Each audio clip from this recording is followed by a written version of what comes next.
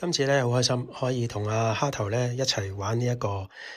唔妥你還是愛你又演又唱會。其實我同阿蝦頭好多年咧係冇同台一齊合作。咁今次呢一個古仔都幾得意嘅，因為咧我同佢傾嘅時候咧，都有一個 brainstorming 咧，想講下一啲男女關係啦，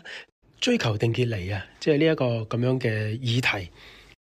用一個輕鬆唱歌形式嘅方法咧，去呈現俾大家，去分享一啲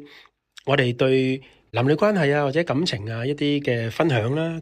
音樂部分咧，我哋音樂總監啦，Chris 啦，咁我之前都同佢合作過啦，今次有佢嘅幫手啦，咁啊令到劇場裏邊咧有一種同觀眾一齊同呼同吸嘅感覺，好期待。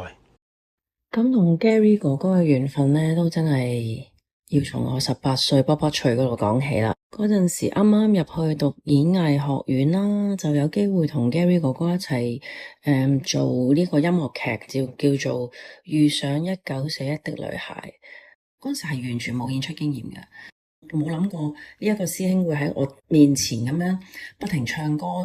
做戲俾我睇咁樣。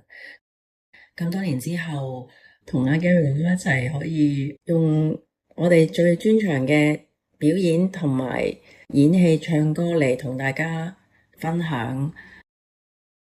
咁喺呢大半年咧，自己都好積極嘅，為自己人生做好準備嘅，即係想自己身體健康啲啦，同埋想如果有機會嚟到嘅時候咧，就好好把握咁。咁啱就遇到呢個 music show 啦，就同 Gary 哥哥可以一齊又演又唱啊，可以展示一個美好嘅身段，同大家見面啦，即係有個唔同啲嘅蝦頭楊思敏去俾大家去感受下呢一個又健康又靚嘅自己咯。係啊，最近有好多人見到我都話哇，索咗喎，靚咗喎咁樣。咁我覺得呢樣嘢都唔係淨係外表嘅，自己又多咗禪修啦，咁變咗咧，我覺得我自己係由心係靚出嚟嘅。咁希望大家都可以好似我咁又靚又健康啦。